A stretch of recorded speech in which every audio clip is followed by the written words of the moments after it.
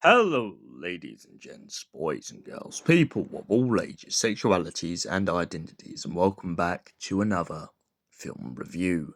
And today's film review is none other than Shrek 2. Yep, we're back with some more Shrek because I thought, you know what? What better way to celebrate all this Shrekness than with a Shrek marathon? So, what is the plot of Shrek 2? Well, Shrek and Fiona are now happily together, but Fiona now wants Shrek to meet her parents. Shrek's never really been a kind of parents guy, and so he takes this as a time that he tries to get out of it. However, Fiona manages to convince him to go with her to her parents in the kingdom of far, far away. Meanwhile, elsewhere, it turns out that the dashing young rogue, known as Prince Charming, is on his way to try and save Fiona from a castle, only to discover that it turns out that she's on her honeymoon. Prince Charming was far too late, and soon he finds himself trying to hunt down the the ogre known as Shrek. Shrek and Fiona eventually land in the land of far, far away. And Shrek finds himself struggling to fit in because his manners at the table aren't quite as proper as they could be. Shrek and Fiona have a tiff. Donkey tries to solve the solution, but to no heed. Shrek finds himself lost in a world not the way he once was. Shrek leaves the kingdom, leaving Fiona up to the mercy of the fairy godmother.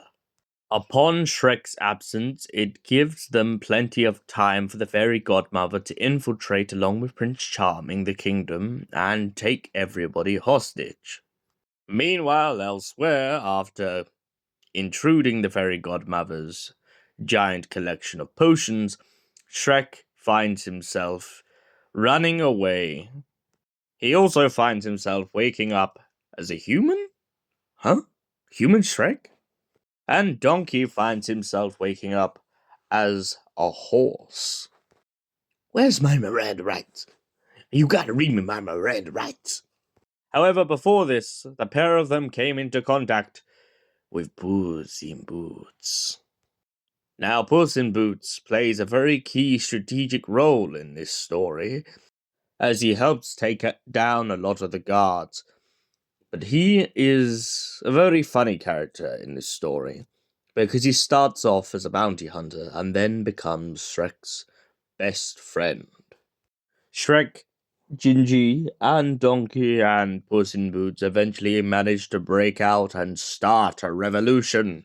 They rise up against the powers of Prince Charming and overthrow them once and for all. So, what did I think of Shrek 2? Well, it's a very good sequel to the very first film. It has some great elements, some great new ground to be covered. Do I think it's as good as the first one, though? It's getting there. I definitely feel like the Prince Charming business was absolute genius. It's just hilarious, this idea that this guy has been waiting for so long and then all of a sudden, hold up, where's his girl from the tower gone? I also love how to make it even worse. They've got the fox, or not the fox, the wolf. I mean, They got Mr. Wolf just sitting casually in Grandma's dressing gown in the tower. I also love the idea that on the honeymoon, Shrek ends up in a situation where he gets in trouble and Fiona chucks a mermaid out into the ocean. That's just hilarious. However, I do feel like there's a couple characters I should mention I feel like get a little bit too much of a backseat in this film. Puss in Boots is a great introduction, but other than him taking down the guards, he really doesn't serve much more of a purpose than pretty much being angry at Shrek. Donkey takes a very big backseat in this film. Fair enough, though. I mean, Donkey's just always chatting off Shrek's ears. However, I do feel like Donkey, even so, as soon as he becomes the horse, becomes. I mean, the Miranda rights business, when you look into it, is absolutely brilliant. It's taking the mick out of police brutality.